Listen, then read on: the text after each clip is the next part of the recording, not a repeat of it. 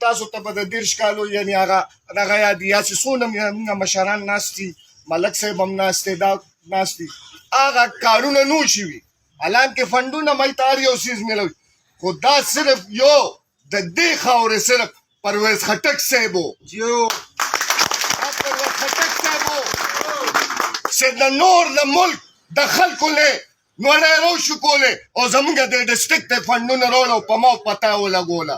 زمونږ پرون یو دلته زمونږ سابقه ناظم صاحب وایي دا زه وایي دغه وم وایي زه ناظم وم وایي دا فنډونه خو ما له راکړي وایي پي ټي آی د چاته نه. هلکه ته د کم دی ناظم تا تاله د کم دی دا د خټک صاحب دغه و تا باندې د خټک صاحب لاس و تا له فنډونه درکړل او په دې پورې نوښارو په یو ځای کې مونږ فنډونه تاسو ولګوله. دې نه مخکې هم ناظمان پاتې شوي ما ته د هغه د ناظمانو ښایي کوم ځای کې چا دونه کارونه کړي وو، خو داسې نه ده. زه صرف د پورې نوښار مونږ د پورې نوښار سره تعلق ساتو. زه به تاسو ته د خټک صاحب یو کارنامه ووایم. دغه سیند سره دیوال چالو شوی دی د خیشکو د 400 نه او دا به ځي تر اټکه پورې.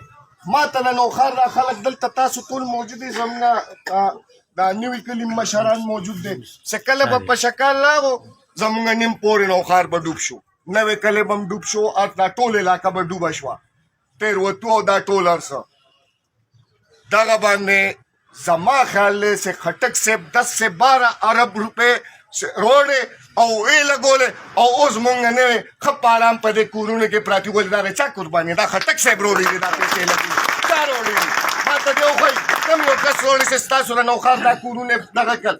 ښه پخوا به یو خبره مشهور وه ان پي لانټین خواس هم تباه دی، خو یو خبره به یې راته وکړه وایي دغه وایي حیدر خان نه دی وایي ده وایي په هلته په مردان کې خلکو له جوماتونه او کوڅې او دا هر څه پخول موږ هم اپریشیټ کول. اوس تاسو وکتل که نه خټک صاحب راته د هغې نه سیوا وکړله، منئ یې که نه ډېرې یې جوړې کړې، جوماتونه یې جوړ کړل، سولر سسټم یې په هر ځای کې ولګېد، سټریټ لایټ یې ولګېدې. ما ته ووایه د خلکو ګوره چې کوم ځای کې بنجرې ځمکې وې هلته سولر یې ولګېدې، یو سولر د 2 کروڑو روپۍ بلا خلکو ته. ما ته ووایه اجتماعي کم کار پاتې شوی، کوڅه نه ده پخه شوې، دیره نه ده پخه شوې، جومات نه ده جوړ، څه لرې شوي؟